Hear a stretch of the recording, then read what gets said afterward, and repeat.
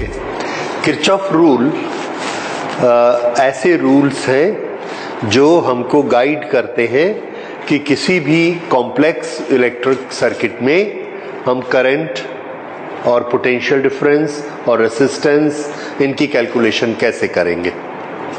Complex circuit क्या होते हैं? एक सर्किट इस तरह का बना हुआ है,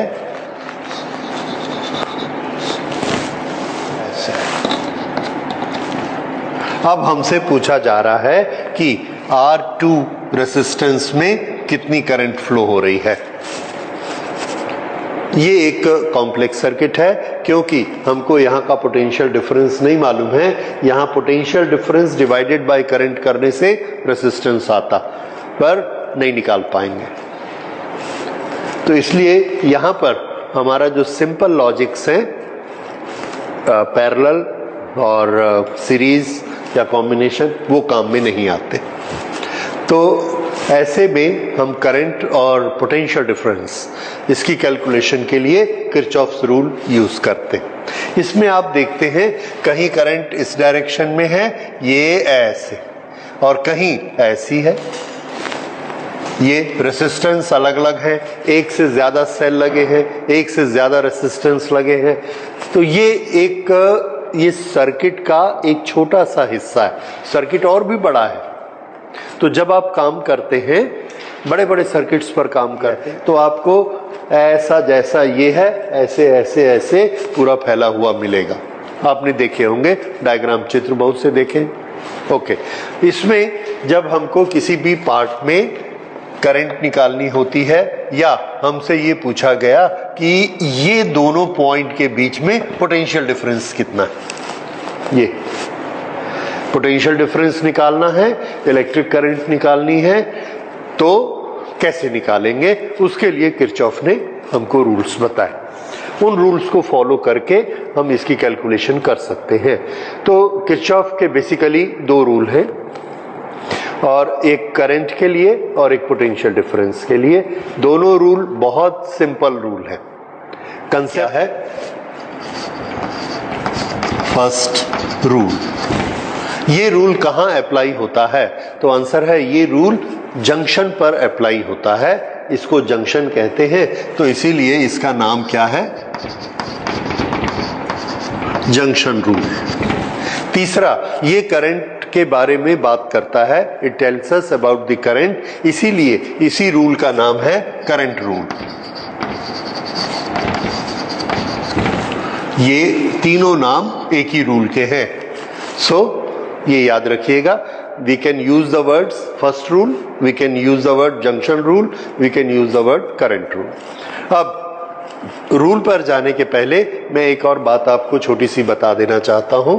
देखिए, इस सर्किट को अगर मैं बड़ा करूंगा, ये एक कॉम्प्लेक्स सर्किट है जिसमें आपको 3 वर्ड याद रखने हैं, उनका मीनिंग समझना है। पहला वर्ड है जंक्शन, दूसरा वर्ड है ब्रांच, और तीसरा वर्ड है लूप। एक सर्किट में जंक्शन किसको बोलते हैं, ब्रांच किसको बोलते हैं, लूप किसको बोलते हैं? तो जंक्शन वो पॉइंट होता है जहां पर 2 से ज्यादा लाइनें आपस में मिलती हैं सर्किट की। मोर देन टू, क्योंकि 2 हर जगह मिलती हैं। जैसे देखिए, ये एक पॉइंट है, इसमें एक लाइन इधर जा रही है, एक लाइन इधर जा रही है, this is not a junction. ये एक पॉइंट है, इसमें ये एक इधर जा रही है, एक इधर जा रही है और एक इधर, ये तीनों आपस में यहां कंबाइन हुई है, this is known as junction. इसी तरह से अगर ये suppose this 1 2 3 4, this is a junction. तो जंक्शन पर कम से कम कितनी ब्रांच आउट होनी चाहिए? 3, कम से कम 3, देन इट्स ए जंक्शन। और 2 होने से जंक्शन नहीं है। This point, is it a junction और it's not a junction? It's not a junction because there are only 2, it is only a turning है, ये जंक्शन नहीं है, ये सिर्फ मोड़ है, जंक्शन नहीं है। ये वाला point this is a junction. ये समझ आ गया? That is junction. Next, branch. Branch is the path of current from one junction to the next junction. ठीक है? From one to the next.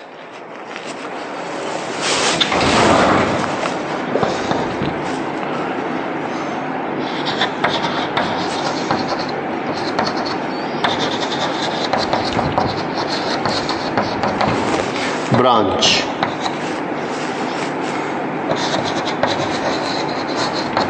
Current path from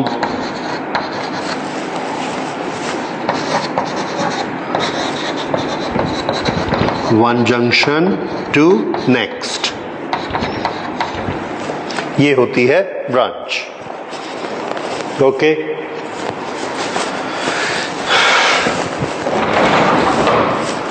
इस circuit में ए, B, सी, D, ई, F, जी, ये सारे पॉइंट्स हैं. Okay. कोई भी एक जंक्शन हमने पकड़ा सी, एक तरफ चलना शुरू किया, सी, R3, डी जंक्शन आ गया, ब्रांच खत्म. तो ब्रांच कब क्लोज हो जाएगी? जैसे ही नेक्स्ट जंक्शन आता है ब्रांच इज ओवर. तो ये ब्रांच कौन सी है? सी, R3, डी. वैसे ही ये वाली ब्रांच को देखिए, सी, R2, सेल 1 और पॉइंट ए, जंक्शन खत्म. इसको आप यहां तक नहीं ले जाओगे. समझ में आया? फिर एक, अब ये बताइए ए और सी के बीच में कितनी ब्रांचेस हैं? तो आंसर है ए और सी के बीच में ये एक ब्रांच है, तो ये भी एक ब्रांच है. इस ब्रांच में कौन कौन है? A, this is R6, B and C. This is one branch. और ये पूरी वन ब्रांच है क्योंकि बीच में कोई जंक्शन आया नहीं. समझ में आया? तो जंक्शन हमेशा कब से कब लेना है? ब्रांच कब से कब लेनी है? From any one junction to the next junction in any direction. जितने एलिमेंट्स बीच में आएंगे, all are the components of that branch. Okay. Next, branch की एक पर्टिकुलर प्रॉपर्टी होती है. इस ब्रांच की प्रॉपर्टी ये होती है that current in a branch is same in all the elements. Current through out is same. ये यहां से इधर 1 एम्पियर करंट निकली तो यहां पर वो 1 एम्पियर है, यहां भी 1 एम्पियर है, इसके अंदर से भी 1 एम्पियर है, यहां भी 1 एम्पियर है, यहां भी 1 एम्पियर है, पर यहां 1 नहीं है क्योंकि यहीं तक ब्रांच है.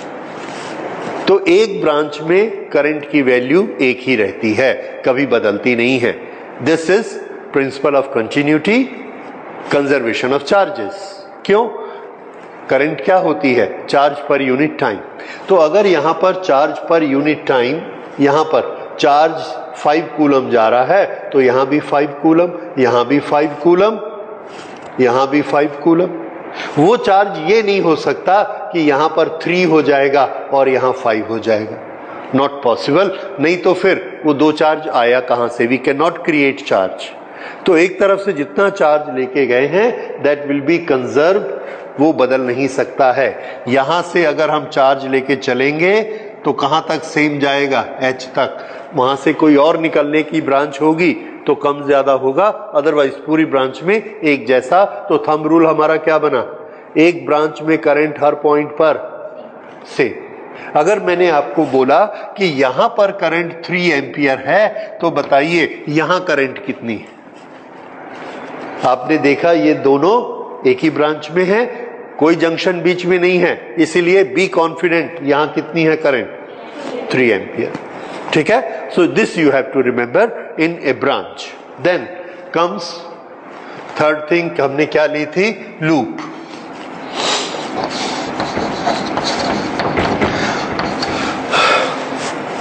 Loop is part of circuit. Such loop से उसका मीनिंग ही हमको पता लग रहा है. It is a continuous path from one point coming back to the same point.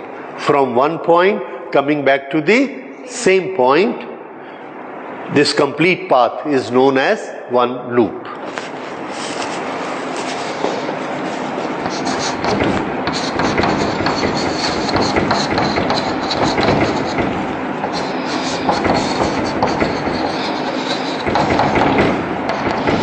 Closed path of current. यहां पर कोई लूप दिखता है आपको? सब लूप ही तो भरे हुए। एक देखिए, ए सी डी एफ, ए सी डी ई ए, वापिस आ गए, ये एक लूप है। ए बी सी ए, एक लूप है। So whenever you right the name of the loop, starting point and ending point, last point should be same. Okay, नीचे का loop E D H F E। अच्छा, अब फिर से एक और लूप मैं आपको दिखाता हूं, that is also permittable। क्या रूल है वो? E A B C D E, ये भी लूप है according to this definition। फिर से देखिए एक और loop, F E A B C D H G F, ये दोनों उसके अंदर आ गए तो भी लूप है, राइट? तो लूप के लिए नियरेस्ट या मिनिमम ऐसी शर्त नहीं है। We can take any length, we can take any path, whatever is convenient to us. जो हमको चाहिए, जिसको हम इंक्लूड करना चाहते हैं, उसको लूप के अंदर रख लेंगे। ठीक है, तो ये हो गया लूप। तो लूप में शर्त क्या है? जहां से चलना है वहीं पर we should come back to the same point from where we start. That is loop. Okay, now we understand the words junction, branch and loop. Okay, now we come to first rule again. What is first rule of Kirchhoff law? It says that at any junction in a circuit, the current which is coming to the junction is same as current which is going out. There are so many words we can use it. The simplest, the shortest rule is that sum of all the currents at a junction is zero. फिर से, sum of all the currents at a junction is zero. अब सम दो quantity का zero कब हो सकता है? जब एक क्वांटिटी पॉजिटिव हो और एक क्वांटिटी नेगेटिव हो। Current is a scalar quantity, तो यहां पर वेक्टर एडिशन नहीं लेना है, स्केलर एडिशन लेना है। स्केलर एडिशन जीरो कब होगा? When the currents are either positive और नेगेटिव, डिफरेंट होनी ही चाहिए, अदरवाइज जीरो नहीं हो सकता। दैट इज व्हाट मैथमेटिक्स से। तो पॉजिटिव और नेगेटिव करंट कैसे होंगी? So we made a rule, the any current which is coming into the junction has one sign, let us say positive, and the one which is going out is negative. आपकी मर्जी है, जो कर लो। तो charge अंदर आएंगे तो हम क्या बोलेंगे? पॉजिटिव। बाहर जाएंगे तो क्या बोलेंगे? नेगेटिव। आप उल्टा करना चाहते हो, the current which is going out is positive, ठीक है, the current which is coming in is negative. So you can take any of the thing, पर हमारा रूल क्या है? The sum of all the currents is zero, and that is the first rule. That is how we write it. This is mathematical notation for it. Sigma I, sum of all the currents is zero at a junction. ये एक circuit का junction है जिसमें इधर से एक branch आई, इधर से एक branch. That expression will be all the current coming inside we will take as positive and the current which is going out we will take as negative. तो बोलिए पॉजिटिव कौन कौन है? I1,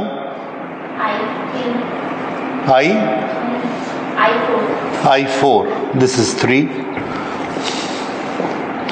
plus I1 plus, okay, I2 कैसा sign है? Minus I2। I3 का sign negative. I4 का sign, I5 का साइन ये हो गया, और ये पूरे का सम कितना होना चाहिए? 0। This is application of first law. अच्छा, अब इसको हम दूसरी तरह से रीअरेंज कर सकते हैं। किस तरह से? All negative signs are taken on the right hand side, that will become positive. So here we will have I1 plus I4 is equal to I2 plus I3 plus I5. ये आ गया दोनों। Is it okay mathematically? अब इनकी property क्या है? I1 I4 की वो वाली प्रॉपर्टी जो इनमें नहीं है। That property is I1 and I4 are approaching the junction. दोनों जंक्शन के अंदर आ रही हैं, और इन तीनों की प्रॉपर्टी क्या है? They are leaving the junction. So ये बीच में कौन है? Equal. The current approaching the junction are equal to current leaving the junction. ये एक दूसरा बन गया किरचॉफ्स फर्स्ट लॉ। ये हमने एक लिखने का तरीका है। दूसरा तरीका क्या हो गया? Current approaching the junction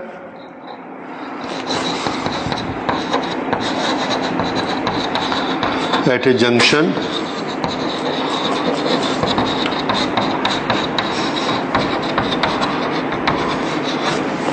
current approaching in are equal to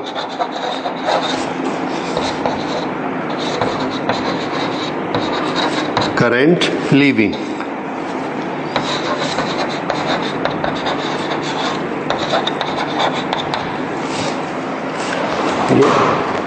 तो ये इसका सेकंड स्टेप है, और हम लोग नॉर्मली इसी से काम कर लेते हैं, तो जल्दी हो जाएगा एक स्टेप पार करके। But basic law is this, basic rule is this, this we derived up to one step like this. The current coming into the junction is equal to current going out of the junction. अब ये जो rule है, क्या ये एक नया तरह का रूल बनाया गया है? आंसर है no. It is based on a previous law. किस लॉ पर ये बेस करता है? तो it's based on a famous law, conservation of charges. कैसे? एक जंक्शन में करंट होती क्या है? Current is made of charges. It is only a calculation of charges per second. एक सेकेंड में जितने चार्जेस आएंगे उसी को ही तो करंट कहेंगे। सो व्हेन वी से current we mean charges. So the charges which are coming into this,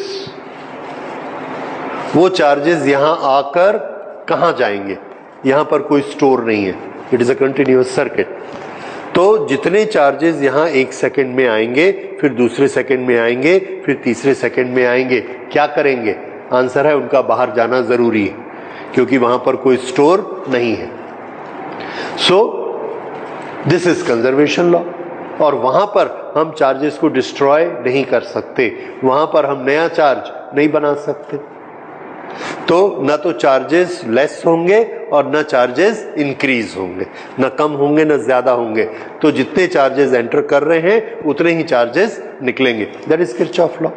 law कौन सा लगा? Conservation of charges. Because we can not create, we can not destroy. तो हमें क्या करना है? जितने लेके आए हैं उतने के उतने ही बाहर ले जाने पड़ेंगे। So first law is based on conservation of charges. First rule, conservation of charges. So this is all about first rule. First rule की हमको जरूरत कहां पड़ेगी?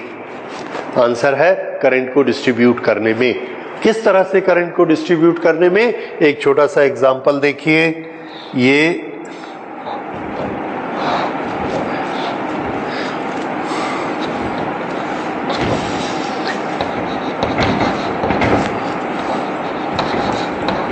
यहां कितनी करंट जा रही है बताइए?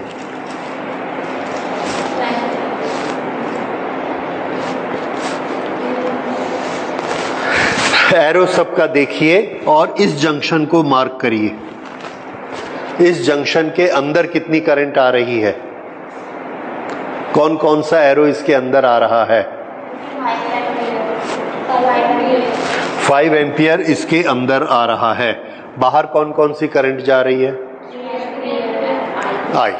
ठीक है, तो अंदर कितनी करंट आई? 5, इसलिए बाहर भी कितनी जानी चाहिए? 5। इस रास्ते से कितनी गई? तो इस रास्ते से 2 एम्पियर। तरीका समझ आया? तो अंदर आने वाली 5, बाहर जाने वाली ये वाली 2 होगी। इस तरह से हमने ये अननोन करंट को पता लगा लिया कि ये कितनी है। ओके, बड़ा सिंपल एग्जांपल और देखिए।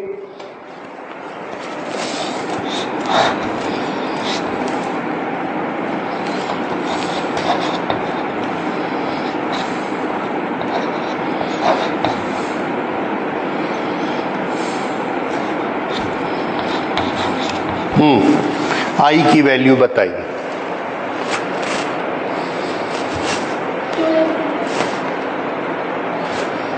इस जंक्शन पर खड़े हो जाइए। बाहर जाने वाली कितनी? 3 एम्पियर। अंदर आने वाली 1 प्लस आई। तो आई की वैल्यू कितनी होनी चाहिए? 2 एम्पियर। समझ आ गया? तो हमको करना क्या है? अंदर आने वाली बाहर जाने वाली इक्वल होनी चाहिए, उससे हम कोई भी अननोन करंट का पता लगा लेंगे। ठीक है, फिर से अगर इसमें करंट आई आ रही है और इसमें I1 करंट जा रही है, तो इसमें सॉरी ये आई आ रही है आई, और ये करंट I1 इसमें जा रही है, तो इसमें कितनी जाएगी? आंसर I माइनस I1 बची हुई। समझ में आया? ये हमको ज्यादा जरूरत पड़ेगा। इस तरह से ये फर्स्ट लॉ को हमने यूज करना है और करंट डिस्ट्रीब्यूशन इसके बेसिस पर करना है कि हर जंक्शन में जाके हम खड़े हो जाएंगे, कैलकुलेट करेंगे, हाँ भाई अंदर कितनी आई, इतनी, उतनी ही बाहर जानी चाहिए। तब हमने किरचॉफ लॉ को फॉलो किया है। Okay, now this was the first one and now we go for second rule of Kirchhoff. Second rule, इसी का नाम है, ये कहां पर अप्लाई होगा? ये लूप पर अप्लाई होगा। So this is loop rule और लूप लॉ। और इसी का तीसरा नाम है, इसमें हम कैलकुलेशन, उसमें करंट की कैलकुलेशन की थी, इसमें हम पोटेंशियल की कैलकुलेशन करेंगे या वोल्टेज की करेंगे। So we will call it in short voltage rule. Okay, एक ही रूल के ये तीनों नाम हैं। अब इसमें कितने जंक्शन हैं?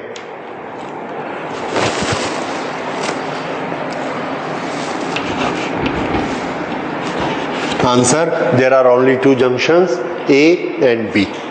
और आप देखिए 3 वाला कोई नहीं मिलेगा। ये सब क्या है? Turnings, bends, these are not junctions. Okay, 2 junction है, तो बताइए ब्रांच कितनी? कैलकुलेट करो। जंक्शन टू जंक्शन जाने के कितने रास्ते दिख रहे हैं आपको? 3, right? So we have 3 branches and you will find that branches are always one more than junction, junction plus 1। तो जिस सर्किट में 4 जंक्शन होंगे 4, वहां ब्रांचेस कितनी मिलेंगी? 5। ओके, सो अब यहां पर लूप कौन है? Where is the loop? कोई भी एक जंक्शन पकड़कर शुरू करिए एक रास्ता। Loop 1, loop 1 A, E1 R1 B R A। ठीक है, ये आ गया। दूसरा लूप, लूप 2, इधर से आ जाइए, A E2 R2 B R A। और loop 3, very good, A E1 R1 B E2 A। ठीक है, इस तरह से इसमें 3 लूप्स हैं, चौथा आप नहीं सोच पाएंगे, 3 ही है। ये इस तरह से आपको लूप बनाने आने चाहिए, कोई भी लूप लीजिए। अच्छा, अब इस लूप में जितने मेंबर्स हैं, एलिमेंट्स, कंपोनेंट्स कौन है? तो पहला लूप ये देखिए, इसमें यहां से हम चले, ये कहलाएगा it is one element, it is other element, it is other element, ये पॉइंट आ गया। कंडक्टर को छोड़कर रास्ते में जो भी आएगा those are elements fitted in the loop. तो इसमें कौन कौन से एलिमेंट्स हैं? बैटरी, रेसिस्टेंस, रेसिस्टेंस, ये तीन इसके मेंबर हैं। ओके, ये एलिमेंट्स में क्या होता है? तो आंसर है इस एलिमेंट्स के दोनों एंड में एक पोटेंशियल डिफरेंस क्रिएट होता है, इसलिए हमारे लिए ये इंपॉर्टेंट है। फिर से देखिए, ये वाला पॉइंट और ये वाला पॉइंट, इन दोनों के बीच में कितना पोटेंशियल डिफरेंस है? आंसर है 0, because there is no resistance, it is a conductor. अगर पोटेंशियल डिफरेंस नहीं है तो हमारे लिए AC एक एलिमेंट नहीं है, हमारी कैलकुलेशन में नहीं आएगा। समझ आया? तो एलिमेंट किसको बोलते हैं? जिसके अक्रॉस पोटेंशियल डिफरेंस हो। अच्छा, तो अब आप ये समझ गए कि एलिमेंट क्या होता है, लूप क्या होता है, लूप कैसे कैलकुलेट करना है। अब हम ये आते हैं कि हर एलिमेंट के अक्रॉस कोई ना कोई पोटेंशियल डिफरेंस होता है। अब हम रूल पर आ सकते हैं। The Kirchhoff law says that in one loop if you sum up all the potential differences across all the elements, जितने एलिमेंट हैं सबके अक्रॉस जितना जितना पोटेंशियल डिफरेंस है सबको ऐड कर दीजिए, that addition will be 0, that addition will be 0। पहले वाले में क्या था? द करंट विल बी 0, और इसमें क्या है? Yes, the potential difference across all the elements will sum up to 0. This is second rule.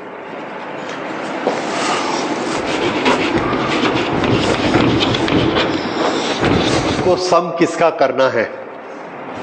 Potential difference, again it's a scalar quantity, direction से हमको कोई फर्क नहीं पड़ता, लेकिन कोई भी क्वांटिटीज का सम 0 कब होता है?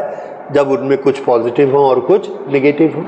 That means this potential difference may be positive, may be negative at times. Okay, तो कहां पर पॉजिटिव है और कहां पर नेगेटिव है, इसके थोड़ा रूल देखिए।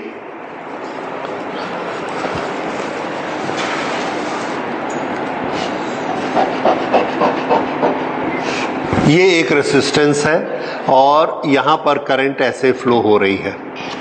ये वाला पॉइंट है P और ये वाला पॉइंट है Q।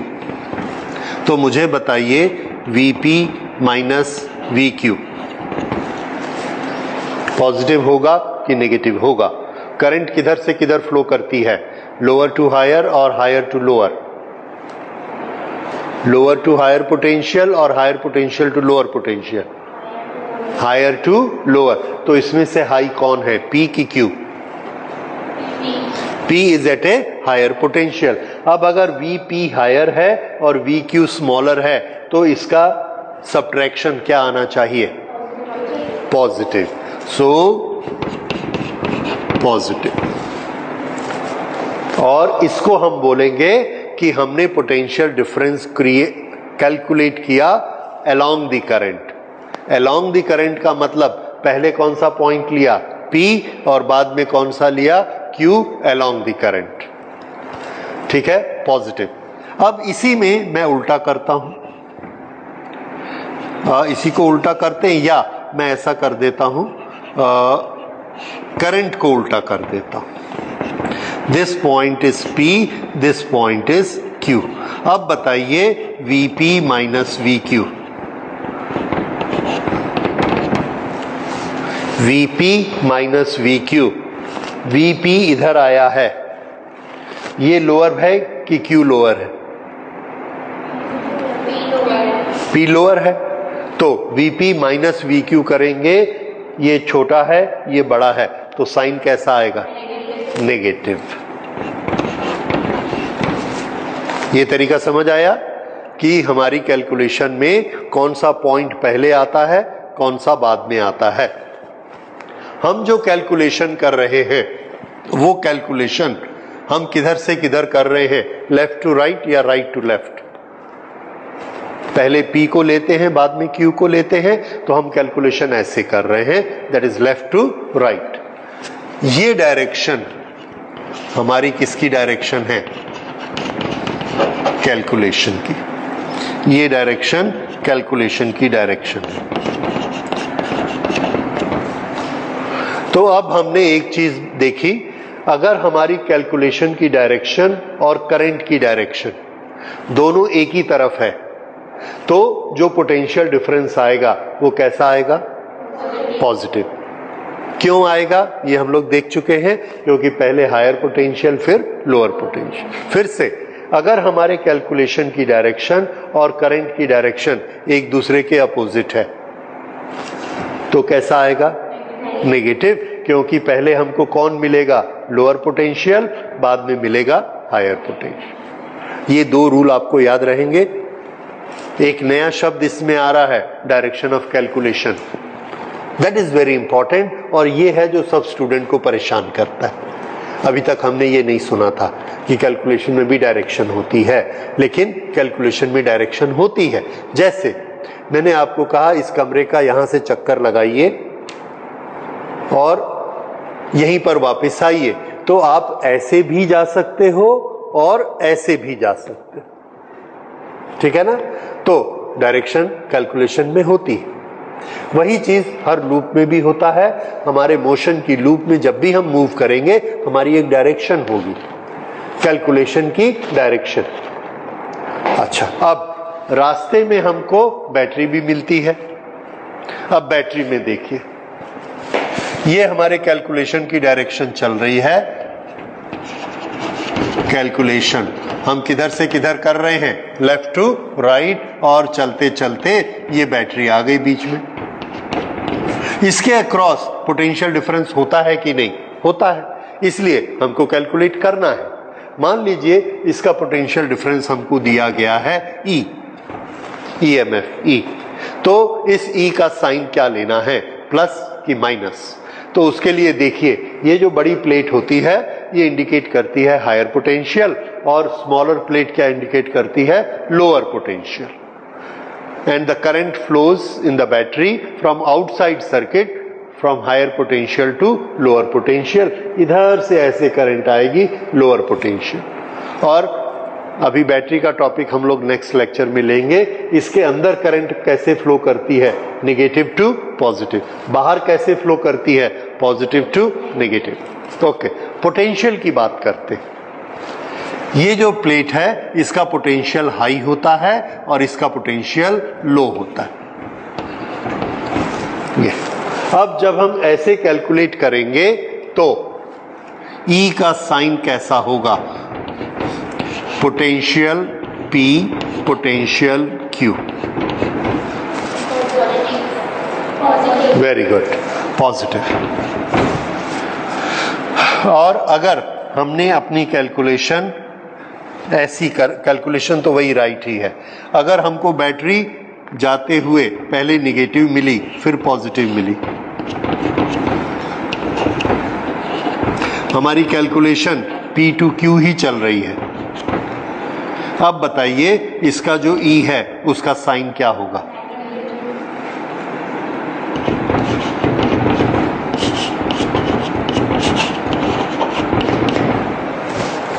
तरीका समझ आया? ओके, ये तरीका आप सीख लीजिए। और एक फैक्ट याद कर लीजिए, हर टीचर अपने अपने तरीके से सिखाता है और हर एक का तरीका अलग अलग होता है और हर स्टूडेंट कंफ्यूज होता है। रूल अलग कभी नहीं होंगे।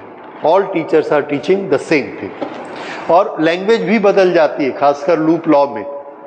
The potential difference applied to a loop is equal to sum of the multiplications of current into resistance. ये एक नई चीज आ गई आपके लिए, ठीक है, लेकिन यही चीज है। अब हम लोग उस पर आते हैं कि वो क्या है। यहां देखिए, इसमें करंट फ्लो हो रही है I। मुझे क्या निकालना है? VP minus VQ, potential difference. और ओम्स लॉ क्या कहता है? पोटेंशियल डिफरेंस किसके बराबर होता है? करंट इनटू रेसिस्टेंस, तो यहां पर पोटेंशियल डिफरेंस क्या आएगा?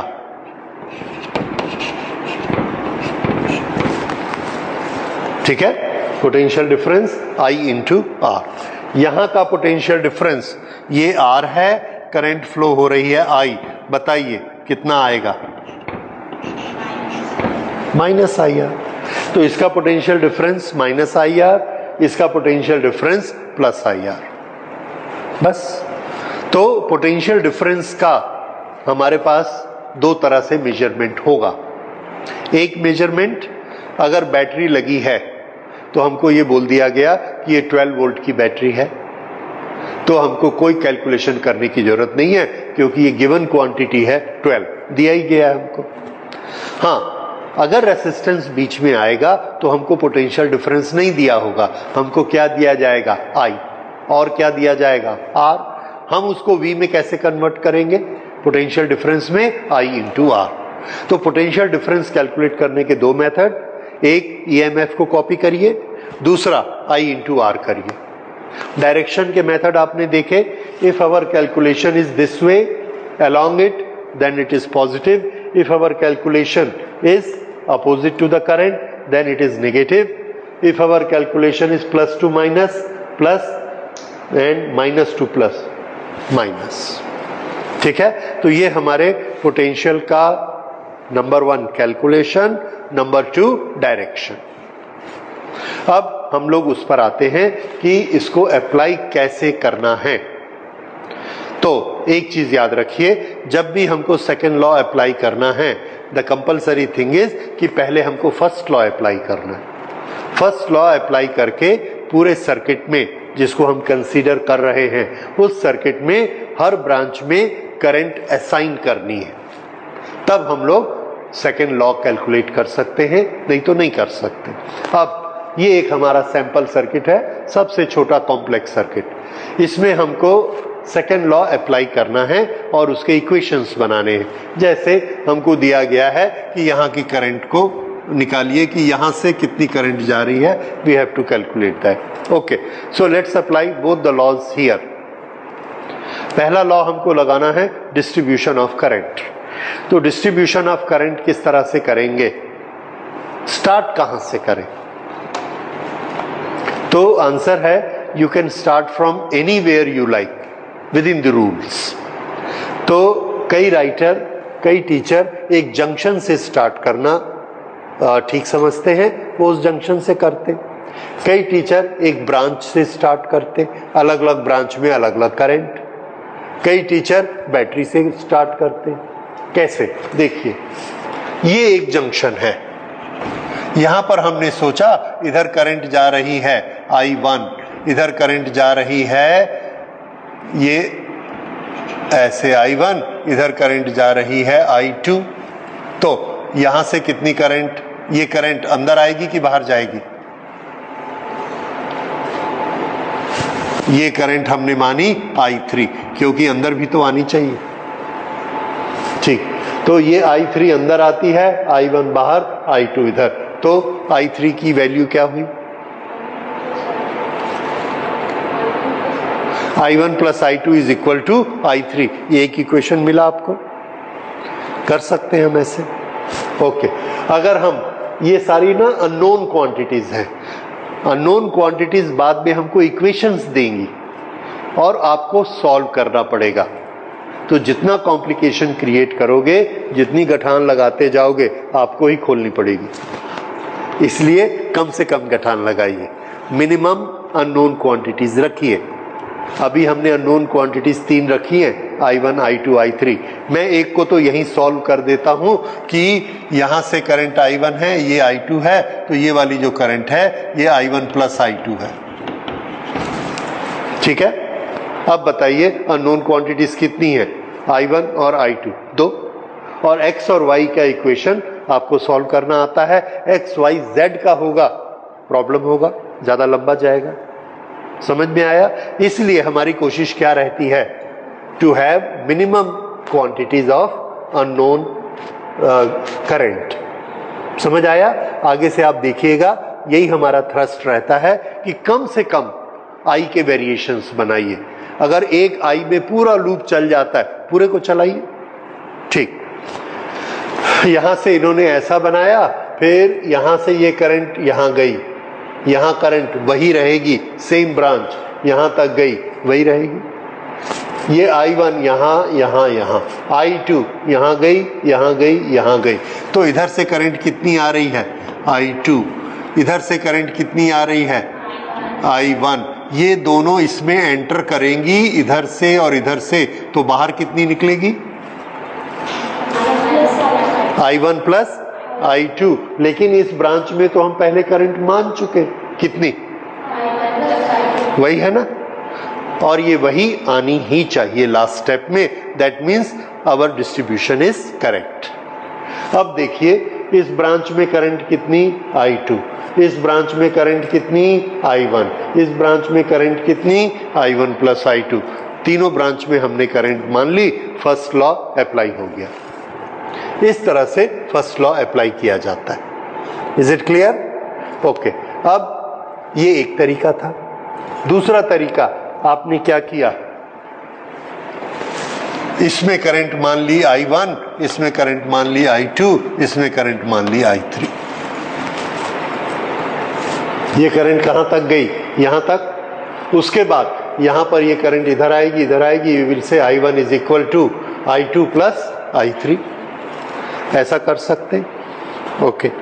तीसरा तरीका देखिए, तीसरा तरीका मैं अप्लाई करता हूं इस तरह से। करंट का सोर्स बैटरी होता है, तो मैंने इसको लिया कि यहां से जो करंट निकलेगी, इस करंट को हम मानेंगे I1। तो ये I1 कहां से कहां तक है? पूरी ब्रांच में। ब्रांच कहां से कहां तक है? पिछले जंक्शन से अगला जंक्शन। पिछला जंक्शन कहां है? ये। अगला जंक्शन कहां है? ये। So this whole junction, this whole branch will have the current I1। इसमें से भी I1, इसमें से भी I1, यहां तक जंक्शन आ गया, I1 फिनिश्ड। ये सेल से प्लस से हमेशा करंट निकलती है, तो मैंने ऐसा निकाला, ये इस तरफ ऐसे, और ये करंट कौन सी निकाली? I2। ये I1 इधर से आ रही है, I2 इधर से आ रही है, तो I2 कहां से कहां तक स्प्रेड है बताइए? पिछला जंक्शन कौन सा है? B। अगला जंक्शन A। तो हर जगह आपको क्या मिलेगी? सेम करंट I2, और डायरेक्शन सेम, ये I2। ठीक है। अब ये यहां पहुंची, ये यहां पहुंची, दोनों इस A जंक्शन में एंटर कर रही हैं। तो A से तीसरी ब्रांच में करंट निकलेगी कि एंटर करेगी? नो नो, ये एंटर की, ये भी एंटर की, तो निकलेगी, उसको निकलेगी बोलेंगे यहां से। दिस विल गो आउट, और ये कितनी होगी बताइए? I1 plus I2। I3 हम क्रिएट ही नहीं करते, करेंगे तो एक इक्वेशन हमको और लगेगा, I3 is equal to I1 plus I2। हमने पहले ही लिख दिया I1 प्लस I2। अब आप देखिए, I1 प्लस I2 कहां से कहां तक है? A कैपिटल R, B, वहां तक। और जब ये यहां पहुंचती है, यहां पहुंचने के बाद ये वाली करंट I1 ये ऐसे जा रही, I1, और एक हिस्सा इधर चला जाता है I1, I2। तो यहां से I कितनी करंट? ऐसे I1 प्लस I2, इधर चली गई I1, इधर चली गई I2। Satisfied? That means our distribution is correct. किसी भी इसको आपको दोबारा रीचेक करना हो, हर जंक्शन पर खड़े हो जाइए और देख लीजिए the current coming in is equal to current going out. ये हमारा एप्लीकेशन हो गया, application of the first law, current distribution. अब हम आते हैं application of the second rule. Second rule के लिए हमको पहले लूप की चॉइस करनी है, तो इसमें हम लूप की चॉइस करते हैं।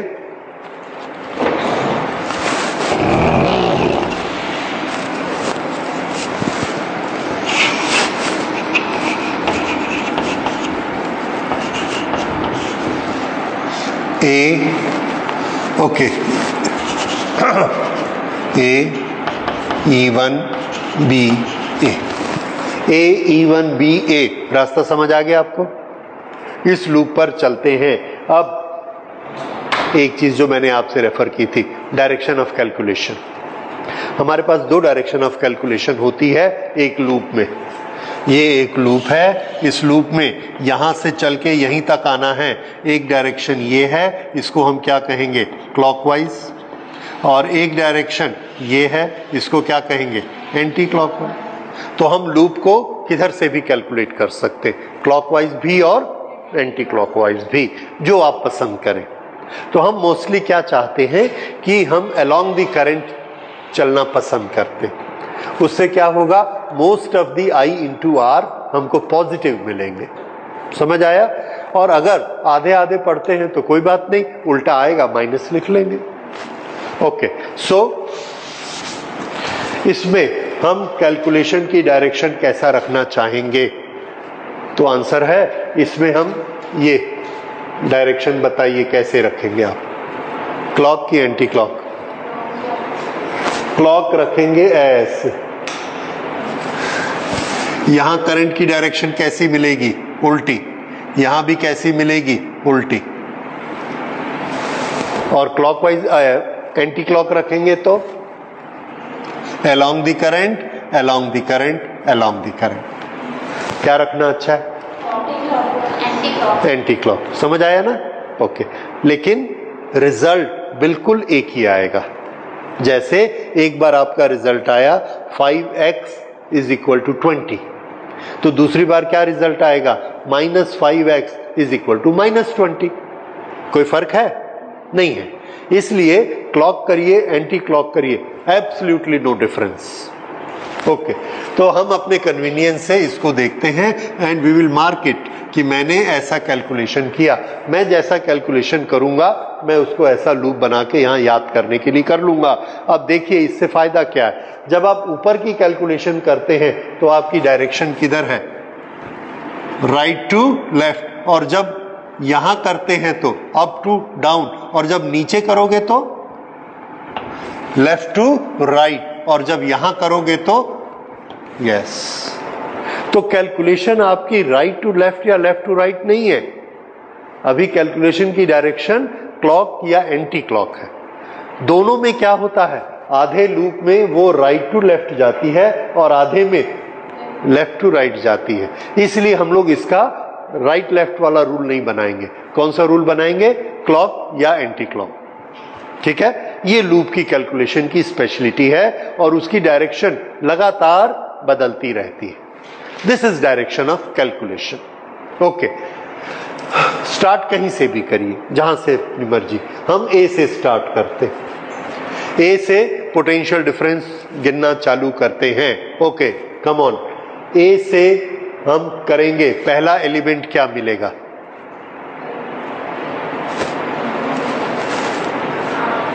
यहां से चलना शुरू किया, पहला एलिमेंट कौन मिला? आर। हमारी कैलकुलेशन कैसे जा रही है? ऐसे। Direction of calculation. करंट भी ऐसे। तो पोटेंशियल डिफरेंस कैसा मिलेगा हमको? पॉजिटिव कि नेगेटिव? पॉजिटिव। और कितना मिलेगा? I into R. इसका I कितना है?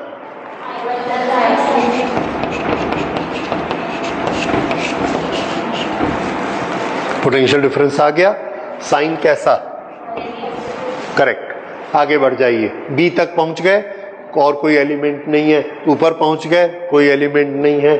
फिर इधर ये हमारी कैलकुलेशन की डायरेक्शन यहां थी, यहां पर ये कैलकुलेशन की डायरेक्शन है, यहां ये कैलकुलेशन की डायरेक्शन है। एलिमेंट मिला R1। इस R1 एलिमेंट का पोटेंशियल डिफरेंस कैलकुलेट करना है तो करंट की डायरेक्शन अलोंग द कैलकुलेशन है, अलोंग द लूप, या अपोजिट है? Along the loop. क्यों? ये हमारे कैलकुलेशन का लूप है ये, और यही क्या है? करंट की डायरेक्शन। इसलिए इसका पोटेंशियल डिफरेंस यहां से यहां तक का पोटेंशियल डिफरेंस कैसा आएगा? पॉजिटिव या नेगेटिव? पॉजिटिव। फिर से प्लस।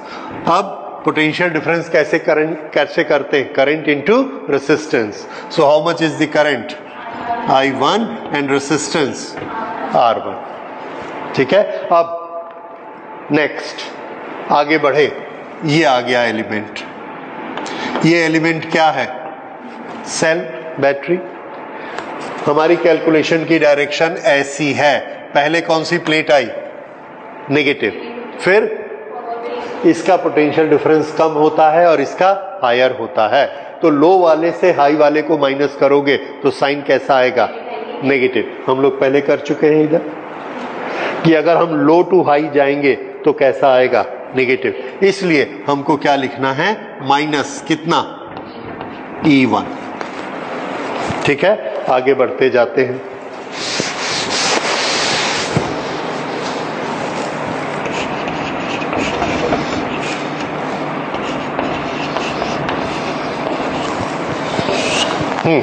ये E के बाद और आगे बढ़िए, कैलकुलेशन हमारी ये हो गई, ये हो गई, ये हो गई, और यहां करो।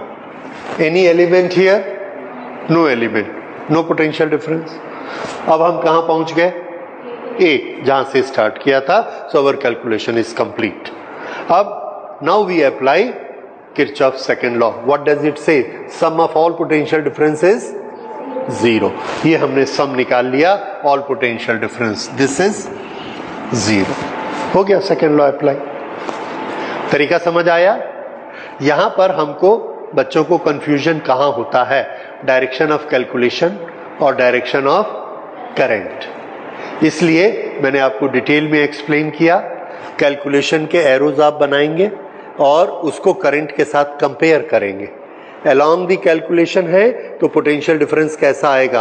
Positive. Current flows from higher to lower. और अगर हमारी कैलकुलेशन और करंट उल्टी हो गई तो नेगेटिव। ओके, ये हमको इसका एक इक्वेशन मिल गया। अब इस इक्वेशन में आप देखिए दो तरह की क्वांटिटीज मिलती हैं। एक क्वांटिटीज जो पोटेंशियल डिफरेंस हमने I इंटू आर से कैलकुलेट किया, और दूसरी क्वांटिटी जो पोटेंशियल डिफरेंस हमने E से कैलकुलेट किया। दो पोटेंशियल डिफरेंस हैं, तो E क्या होता है? E वो होता है जो पोटेंशियल डिफरेंस सप्लाई करता है, एनर्जी। I इंटू आर क्या होता है? जो इस एनर्जी को कंज्यूम करता है। तो किसी भी सिस्टम में आप जितनी एनर्जी देंगे उतनी एनर्जी वो खर्च करेगा। सिंपल लॉ है। यानी जितना पोटेंशियल डिफरेंस हम अप्लाई करेंगे उतना ही पोटेंशियल डिफरेंस वो यूज करेगा। ठीक, अब हम इसमें क्या करते हैं? आई आर वाले टर्म्स एक तरफ और ई वाले टर्म्स एक तरफ कर देते हैं। ये माइनस ई को हम इधर ले जाएंगे तो क्या हो जाएगा? प्लस ई। तो इसको हमने प्लस ई इधर कर लिया और उसको यहां लिख लिया E1 is equal to I1 R plus I2 R plus I1 R1। हो गया। ऐसा लिख सकते हैं, या आप इसको लिखिए इज इक्वल टू E1, ऐसा लिख सकते हैं। राइट। इसको और सिंप्लीफाई करिए। I1 I1 I1 R plus R1 plus I2 R is equal to, ये हमारा simplified.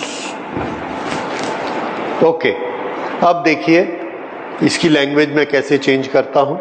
In any closed loop the sum of potential differences across all resistances. फिर से, in any closed loop I into R for all resistances is equal to EMF applied is equal to voltage supplied। समझ आया? वही चीज है। तो अगर कोई टीचर ऐसा लिखाते हैं तो भी गलत नहीं है। The potential difference applied or the supplied in a loop is equal to potential difference across all the resistances, or I into R across all the resistances।